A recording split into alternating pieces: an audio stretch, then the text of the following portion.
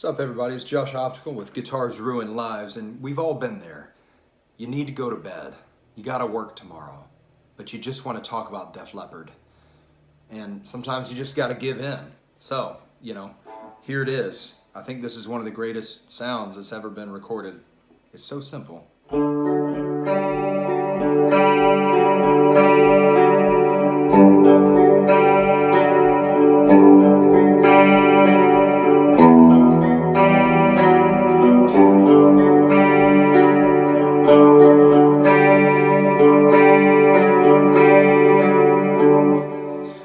Phil Collen and company, amazing physique, amazing riffs. What a great writer. So this is real simple, but I try to keep in mind that my audience is at all different stages, and even if this seems simple to you as well, it might be worth taking a look at if you never have. So I'm starting with this D sus4 shape. So that's a C shape, right? Try to make it clear. Scooted up 2 frets, so my root note was C. Now it's D. So I've got this little slant shape, and that's a big part of my teaching is you're always looking for these slant shapes because they show up everywhere. And usually the space in any slant shape, with one exception, is the sound of a major third. That's the happy sound, as opposed to a minor third, which makes the sad sound. That'd be cool.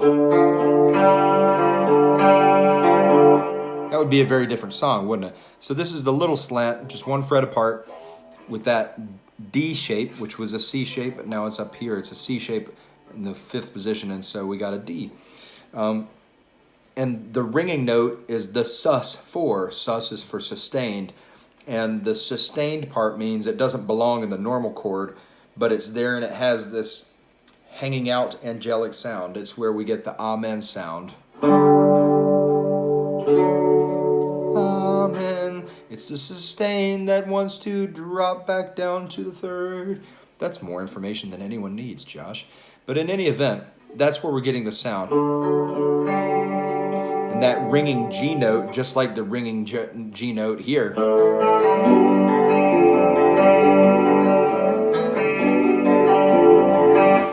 lends that sound of suspense. In this case, it's not a dark suspense. It's a longing suspense, because in the middle of this ridiculous 80s power metal record, power ballad metal record, not that kind of power record, it's all about this longing and this madness of being infatuated with this person. So that's where the sus4 is coming in. So to play it string-wise, I always name my strings instead of E, A, D, G, B, E. I always refer to them as 6, 5, 4, 3, 2, 1. And so you've got this little 5, 4, 5, 3 pattern. So we're gonna get that ba-da-da-da. And then just rolling back down. 3, 4, 5, 3, 4, 5, 3, 4, 5.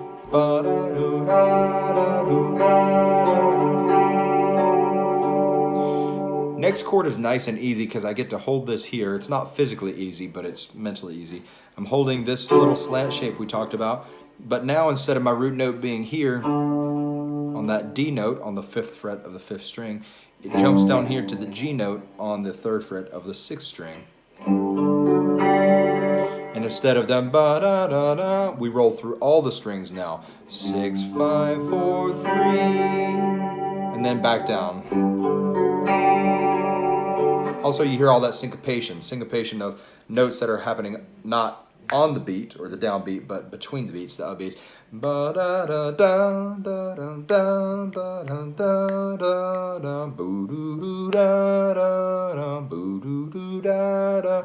So that happens here too. Sam is not pleased with the syncopation. He's a straight ahead man.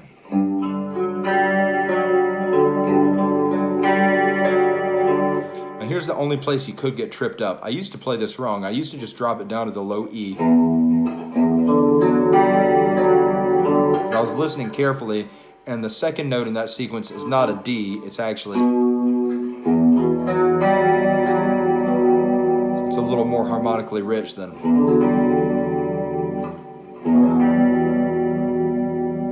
So there I've got to lose my little D sus4 shape and go down here and do this E minor shape, but with the added 9. That's the second note in the scale. Or in this case.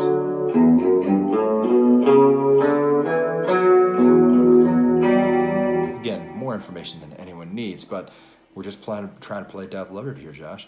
So again, the same pattern as this one. 6, 5, 4, 3, 4, 5. But now we're down here with this shape, but the same pattern. 6, 5, 4, 3, 4, 5. And then back here. Now that was a little tougher because we have to go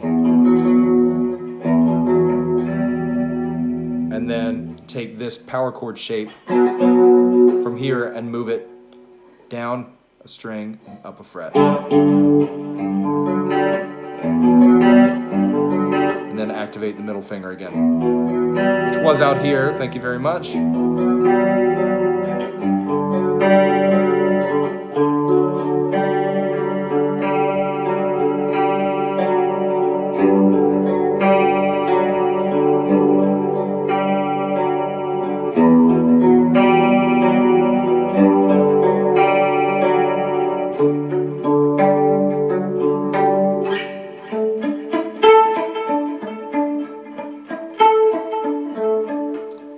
Those guitar players, along with Mutt Lange, who also produced a bunch of AC/DC and a billion other huge rock records, and was married to Shania Twain, just made some of the best guitar part writing that I've ever heard.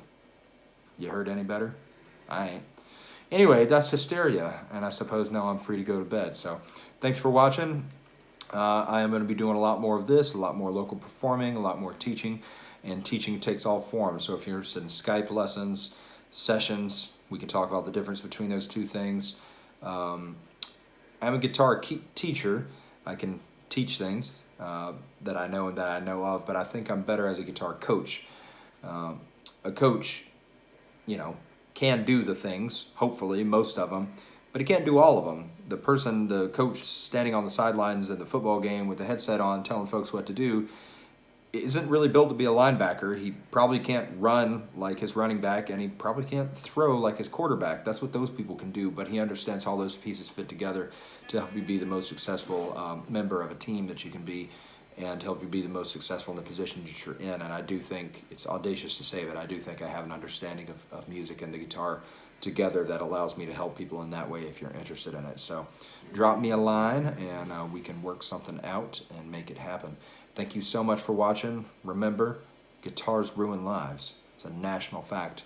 I am Josh, also known as JoshOptical, and I will see you next time.